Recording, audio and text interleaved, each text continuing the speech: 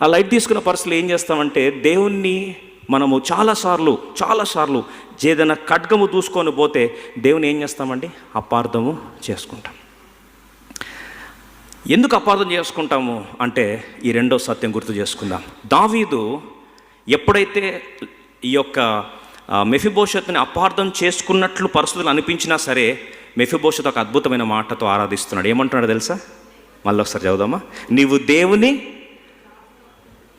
27 అయితే నా ఏళ్ళవాడవు, రాజువు, నీవు దేవదూత వంటి వాడవు, నీ దృష్టికి ఏది అనుకూలమో దానిని whatsoever pleaseth good in thy sight let it be done. నీకేది ఇష్టమో నీ చిత్తము నెరవేర్చబడను గాక. ప్రభువా, నీ అధికారముకు నేనేం చేస్తాను? తల వంచుతున్నాను. నీ అధికారమును, నీ సార్వభౌమత్వాన్ని నేను అంగీకరిస్తున్నాను ప్రభువా, ప్రశ్నించట్లేదో. ప్రియ సోదరి సోదరా, అతి ప్రాముఖ్యమైన సత్యం మన జీవితంలో దేవుని నడిపింపు ఎందుకు ఆగిపోతుంది తెలుసా? ఎందుకు దేవుడు మన మార్గాన్ని సరళం చేయట్లేదు తెలుసా? సామెతల గ్రంథం 3వ అధ్యాయం 6వ వచనం త్వరగా చదువుదాం. దయచేసి త్వరగా సహకరించండి. ఎందుకంటే దేవుని యొక్క వాక్యం ఈరోజు క్రైస్తవుని జీవితంలో మూల పాఠాలు నేర్చుకుంటున్నాం కనుక వాక్య ఆధారితంగా త్వరితంగా సహకరించాల్సి మనం చేస్తున్నాం. సామెతలు 3:6 నీ ప్రవర్తన అంతటి యందు ఆయన అధికారమునకు ఒప్పుకొనుము, అప్పుడు ఆయన నీ త్రోవలను ఎప్పుడు ఆయన అధికారమునకు ఎక్కడెక్కడ ఒప్పుకోవాలి? అంతటి యందు. నీ కెరీర్ విషయంలో దేవుడు అనుమతించిన అధికారం, నీ ఉద్యోగం విషయంలో దేవుడు అనుమతించిన పరిస్థితి, నీ బిడ్డల విషయంలో దేవుడు అనుమతించిన పరిస్థితి, నీ వ్యాపారంలో దేవుడు అనుమతించిన పరిస్థితి, నీ ఆరోగ్య విషయంలో దేవుడు అనుమతించిన పరిస్థితి, నీ పరిచర్య పిలుపులో దేవుడు అనుమతించిన పరిస్థితి, అది ఏది అయినప్పటికీ అయ్యా నా ప్రవర్తన అంతటి యందు నీ అధికారమునకు ఒప్పుకుంటున్నాను ప్రభువా. ఈరోజు సమస్య ఏంటంటే దేవుని అధికారమునకు మనం ఒప్పుకోవడం అనేది క్రైస్తవుని జీవితంలో అద్భుతమైన జన్మ హక్కు. అదేంటండి? ఆయన అధికారంకి ఒప్పుకోవడం నాకు హక్కు ఎట్లా అవుతుందని? The biggest right of a child of God is to forfeit his right and accept God's authority. అయితే దేవుని అధికారం ఎప్పుడు ఒప్పుకుంటామండి? ఎందుకు మనం ఒప్పుకోలేకపోతాం తెలుసా? అంటే దేవుని అధికారం 2 రకాలుగా మనం ఒప్పుకుంటాం జీవితంలో. Active surrender, passive surrender. ఈ 2 మాటలు జ్ఞాపకం చేసుకోండి. ఏంటండి? Active surrender, passive surrender. అంటే పరిస్థితులు అన్నీ కూడా చేజారిపోయినాయి, దేవుడు అనుమతించాడు, కత్తి దూసాడు అనుకుందాం. కత్తి దూసినప్పుడు అయ్యా సమస్తమును నా మేలు కొరకే చేస్తున్నావు, ఇది నాకు అర్థం అవ్వట్లేదు, అయినా సరే నీ అధికారంకి ఏం చేస్తున్నాను? శిరస్సు వంచుతున్నాను ప్రభా, నీ చిత్తమునకు తల వంచుతున్నాను అనేది యాక్టివ్ సరెండర్. అంటే ఇష్టపూర్వకంగా, మనస్ఫూర్తిగా, నేరుగా దేవుని అధికారానికి శిరస్సు వంచడం. దానికి ఇంకొక వైపు ఏంటంటే మనకు ఆప్షన్స్ ఏమి ఉండవండి. కొన్నిసార్లు ఆప్షన్స్ ఏమి ఇవ్వడు దేవుడు.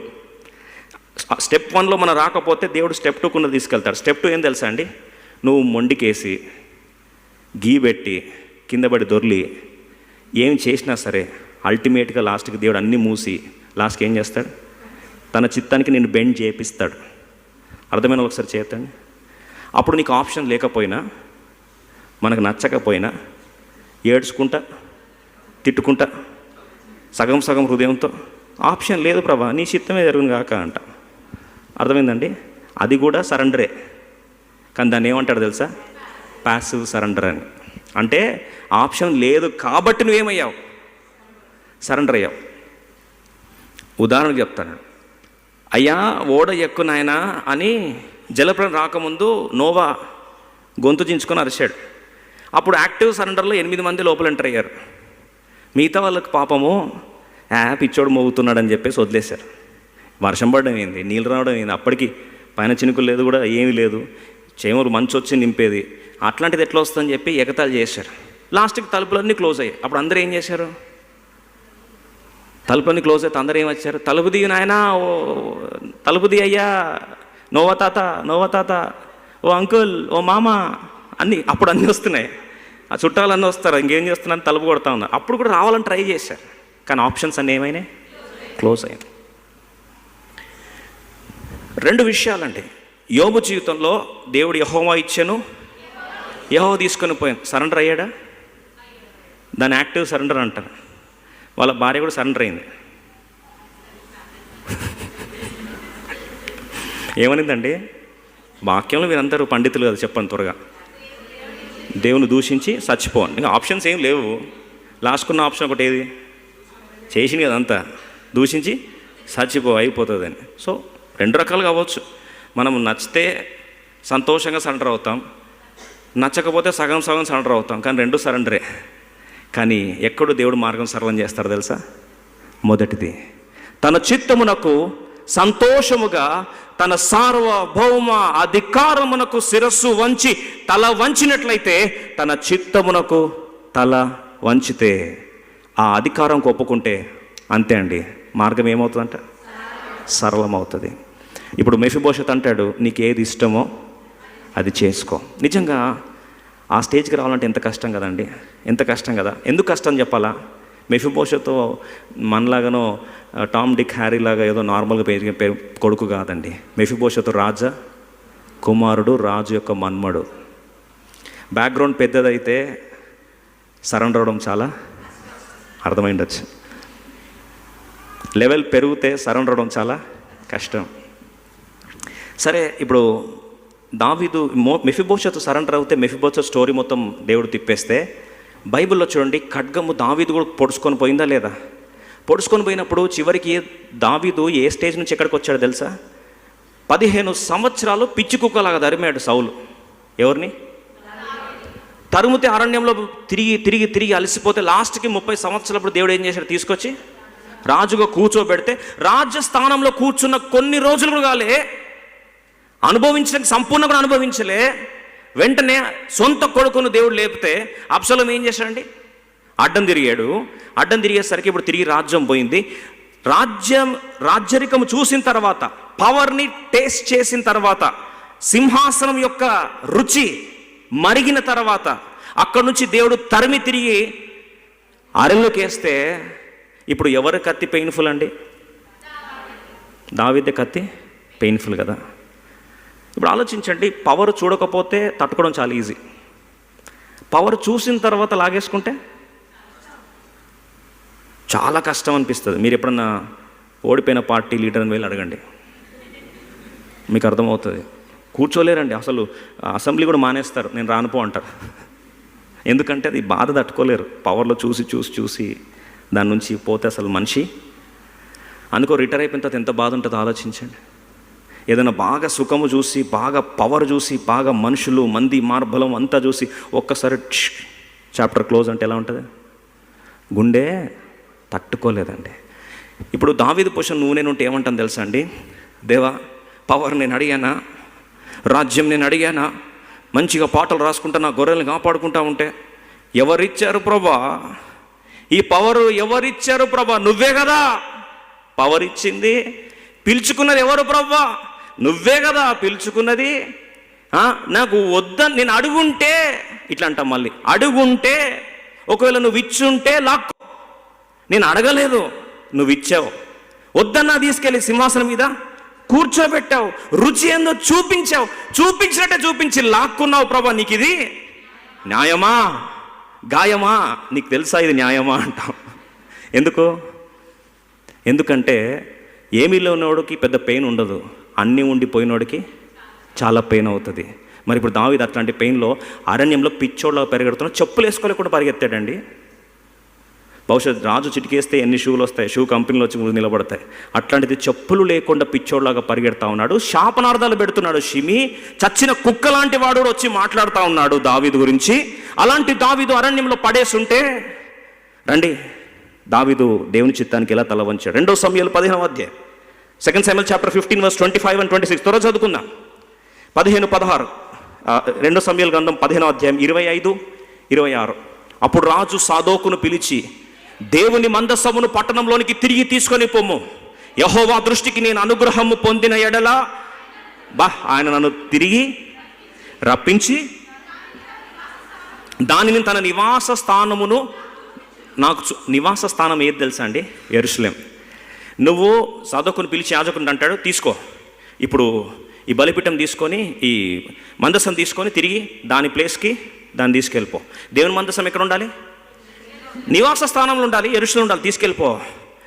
నాకు చివరికి ఆయన మందిరము నోచుకునే భాగ్యము కూడా లేని దౌర్భాగ్యునిగా దేవుడు ఒప్పగిస్తే కూడా తల వంచుతున్నా పైపెచ్చి అంటాడు, నీ యందు నాకు ఇష్టము లేదని ఆయన సెలవిచ్చిన ఎడల ఆయన చిత్తం. అద్భుతమైన మాటలు కదండి.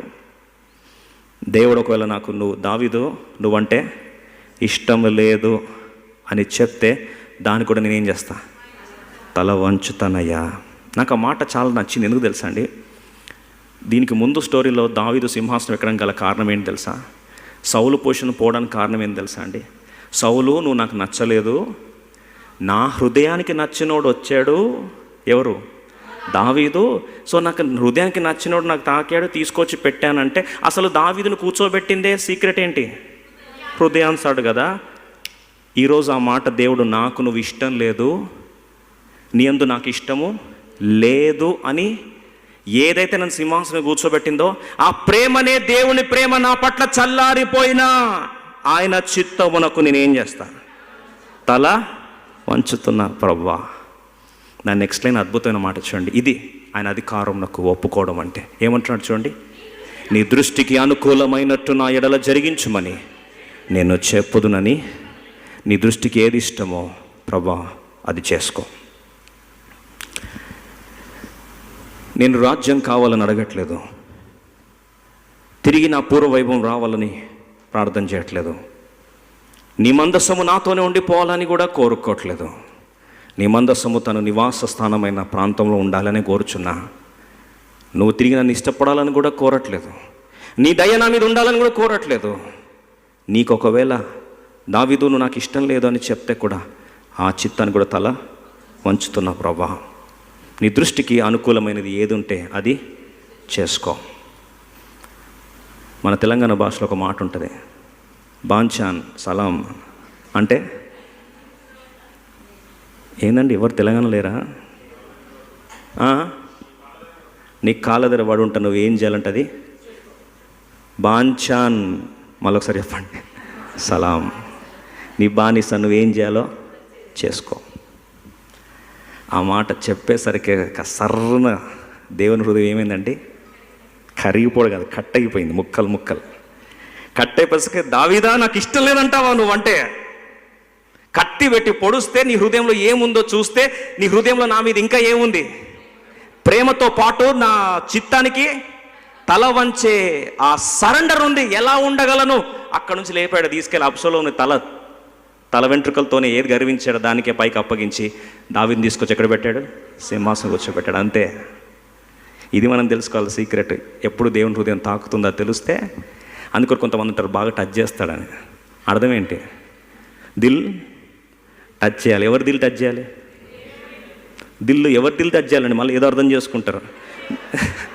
ఎవరి దిల్ టచ్ చేయాలంటే దేవుని దిల్ టచ్ చేయాలి. దేవుని దిల్ ఎప్పుడు టచ్ అవుతుంది? దిల్ టచ్ చేసిన వాళ్ళని అడగాల. దిల్ టచ్ చేసిన వాళ్ళు ఎవరు తెలుసా? ఫస్ట్ నెంబర్ 1 ర్యాంక్ దావీదు. ఆయనకు దేవుడు ఒక సర్టిఫికేట్ ఇచ్చాడు, నా హృదయానుసారుడు, నాకు ఇష్టడైన మనిషి అని. ఓ దావీదా, ఎట్లా దేవునికి దిల్ టచ్ చేయాలో చెప్పు అంటే మన భాషలు చెప్తాడు. బిడ్డ, నువ్వు బాధలో ఉంటే దేవుడు తీసుకెళ్ళి అరణ్యంలో పడేస్తే ఏడ్చుకుంటా కూసోకు బిడ్డ. నువ్వేం చేయాలా? ఆయనకి ఇష్టం ఏది ఉందో అది చేసుకో ప్రభువా. నీ శిరస్సు వంచి నీ ఇష్టం, నీ బాంఛానని చెప్పు. కథం. అరణ్యంలోకి తీసుకొచ్చి ఎక్కడ పెడతాడు? సింహాసనం కూర్చోబెడతాడు. అది నేర్చుకో బిడ్డ అంటాడు. ఎవరు? దావీదు. ఈ రహస్యం తెలుసుకుంటే అండి ఖడ్గానికి అర్థం ఉంటుంది. లేకపోతే ఖడ్గము నీకు వెక్కిరి చేష్టలాగా అనిపిస్తుంది. God doesn't send sword without any purpose. The purpose is to bring what is inside, to reveal it and bring it outside.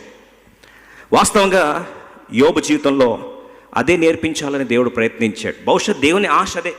Eliphaz అంటాడు, సర్వశక్తుడు 34:10 యోబు, సర్వశక్తుడు దుష్కార్యం చేయుట అసంభవము. అరే సార్, విజ్ఞానంగా మనుషులారు నా మాట ఆలకించు, దేవుడు అన్యాయం చేయుట. నువ్వు ఎప్పుడు దేవుని చిత్తానికి శిరస్సు వంచుతావో తెలుసా? ఒక్కటే సీక్రెట్ అండి. నువ్వు దేవుని చిత్తానికి తల వంచాలంటే దేవుడు నీ జీవితంలో ఎప్పుడు మేలే చేస్తాడు. He is a good god. He is abundantly good. ఆయన మేలు తప్ప కీడు చేయలేడు అని నమ్మగలిగితేనే ఆయన చిత్తానికి ఏం చేస్తావు? ఇప్పుడు ఎవరైనా చెప్పారనుకోండి, ఇప్పుడు ఎవరైనా వచ్చి అన్నారండి, ఇది బాగుంటుంది నాన్న, ఈ కూర వేసుకో అంటే నువ్వు ఎప్పుడు వేసుకుంటావు?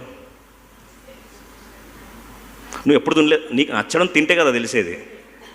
ఇప్పుడు ఫర్ ఎగ్జాంపుల్ అండి, నేనే వచ్చానండి, మీరేం చెప్పాను, ఈ కూర వేసుకోండి బాగుంటుంది అని చెప్పి ఏమన్నాను, మీరు తినట్లేదు దాన్ని, అర్థం ఏంటి? అసలు టేస్ట్ చూస్తే కదండి నచ్చిందో లేదని చెప్పడానికి. నమ్మకం లేదు నా మీద, బ్రదర్ చెప్పేది అన్నీ కరెక్ట్ అని గ్యారంటీ ఏమీ లేదు. ఏదో చెప్తాడు, ఆయన టేస్ట్కి ఏదో మంచిగా అనిపిస్తాడు, నాకు నచ్చాలి కదా అంటారు కదండి.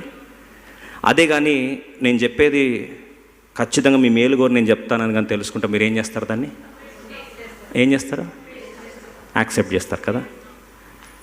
ఈరోజు దేవుడు నీ జీవితంలో ఎందుకు తన చిత్తాన్ని నువ్వు తల వంచట్లేదంటే, నీ దేవుడు నీ పక్షమున మేలు తప్ప కీడు చేయడం చేత కాదు అని నువ్వు నమ్మలేకపోతున్నావు. ఒక మాట చెప్తానండి, సాతాను ఎందుకు అవ్వని ఏదెన్ తోట నుంచి బయటకు వెళ్ళగొట్టగలిగింది తెలుసా? అవ్వ దేవుని యొక్క మంచితనాన్ని శంకించింది. అవ్వ దేవుని యొక్క మంచితనాన్ని, గుడ్నెస్ని డౌట్ పడింది. చాలామంది అంటారు, అవ్వ ఇది నిజమా అని వీరుంట వలన అవిశ్వాసం వచ్చిందని. కరెక్టే, కానీ ఏ అవిశ్వాసం పుట్టించింది తెలుసా? ఫస్ట్ వచ్చి ఇది నిజమా? ఏది నిజమా? నీ ఈ యొక్క ఫలవృక్షంలో ఏదన్నా తినొద్దని దేవుడు చెప్పాడా? Okay, first ఏమంటున్నాడండి? ఫస్ట్ వచ్చి ఏమంటుందంటే, పలానా దగ్గర నీకు రెస్ట్రిక్షన్స్ పెట్టాడా? నెక్స్ట్, నువ్వు ఈ పండు తిను దినమున దేవుడు ఏమన్నాడు?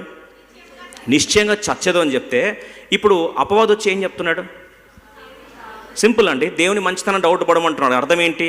నువ్వు తింటే దేవతలాగా అవుతావు. బాగా గమనించు. అంటే ఇక్కడ దేవుడికి పార్షాలిటీ ఉంది, నిన్ను తక్కువ స్థాయిలో పెట్టాడు, ఆయన ఎలా ఉన్నాడు? ఎక్కువ స్థాయిలో ఉన్నాడు. నువ్వు తింటే ఆయన స్థాయికి వెళ్ళిపోతావు కాబట్టి తినొద్దు అంటున్నాడు అని. అంటే అర్థం ఏంటి? దేవుడు పక్షపాతి, రైట్? దేవుడు పక్షపాతి. రెండోది, దేవుడు మంచిది కొంతమందికి ఆయనకే ఉంచుకోవాలనుకుంటాడు, తక్కువ ఎవరికి ఇస్తాడు? మనుషులకి ఇస్తాడు అని ఎక్కించిందా లేదా?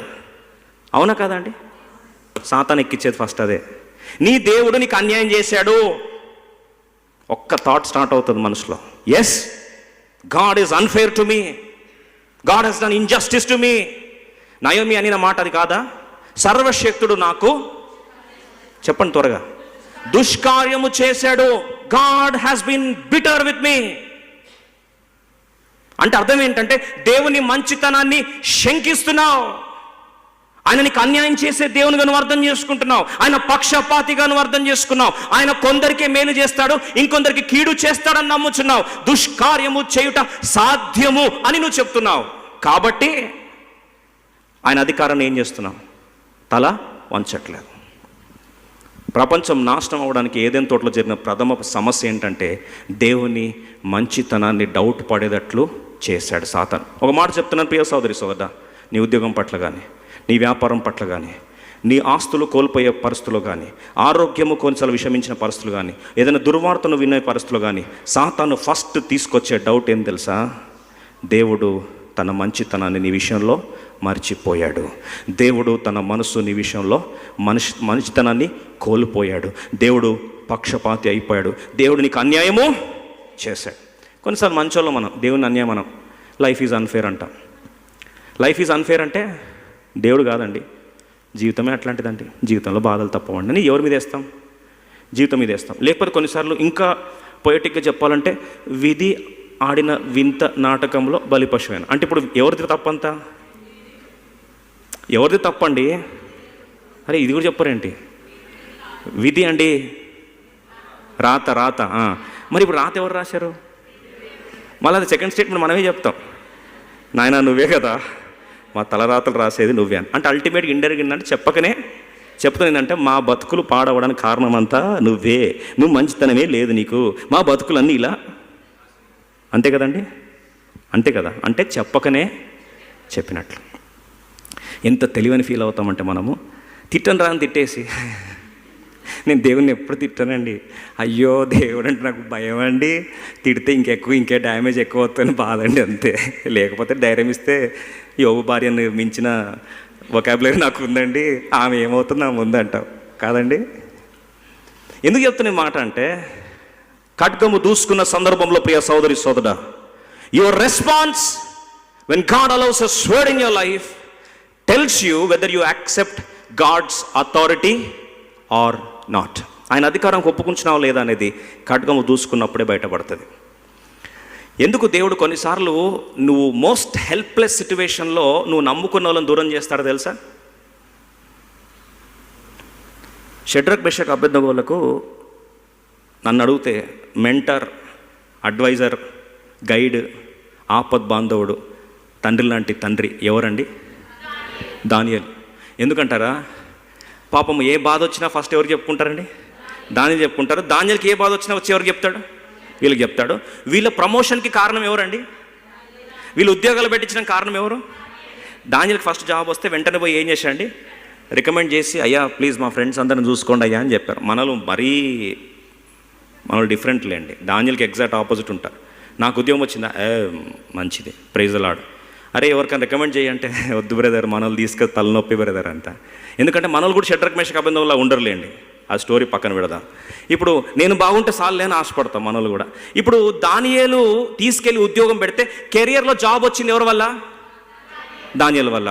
అయితే ఇప్పుడు షడ్రక్ మెషక్ అబేద్నెగోలకు లైఫ్లో బిగ్గెస్ట్ టెస్ట్ అగ్ని పరీక్ష వచ్చింది. అగ్ని పరీక్షలో దానియేలు ఉన్నాడా లేడా?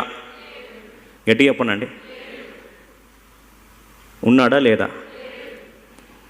దీనికి మొన్న ఒక సండే స్కూల్ టీచర్ చెప్తుందంట, ఆ టైంలోనే డానియల్ బ్రదర్కి ఎమర్జెన్సీ వచ్చి వెళ్ళిపోయిండని. ఈమె చూసి వచ్చినట్టు.